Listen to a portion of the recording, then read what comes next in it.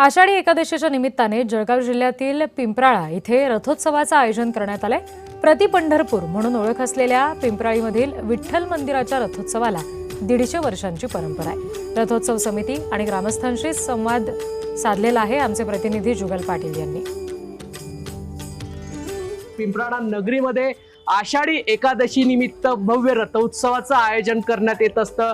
आपण पिंपराळा नगरीत आहोत। पिंपराळा नगरीमध्ये आपण बघू शकता की रथोत्सवाची जय्यत तयारी या ठिकाणी करण्यात येत आहे। जानकीबाईचा जयघोष करत या पांडुरंगाचं रथोत्सवाचं या ठिकाणी आयोजन करण्यात येत असतं। 150 वर्षापेक्षा जास्त वर्षाची ही परंपरा असून राज्यभरातून या ठिकाणी भाविक हे या ठिकाणी दाखल होत असतात।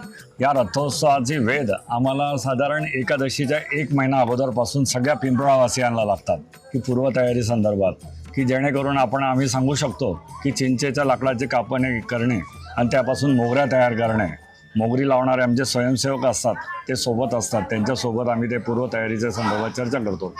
त्यानंतर आपल्या ग्रामस्थ मंडळींसोबत मीटिंग घेऊन या कार्यक्रमाची रूपरेषा ही 1 महिना अगोदर आम्ही पूर्ण तयारी संदर्भात चर्चा करत असतो। हा रथ जवळपास मागच्या 150 वर्ष पूर्ण झालेले आहे। यावर्षी 151 वर्ष आहे या रथाचं।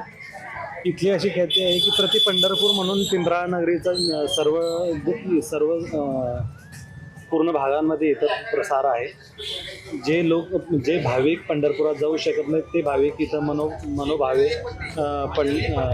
विठ्ठलाचं दर्शन घेण्यासाठी येतात व आपल्या मनोकामना पूर्ण करण्याची इच्छा असते। जुगल पाटील, जय महाराष्ट्र न्यूज, जळगाव।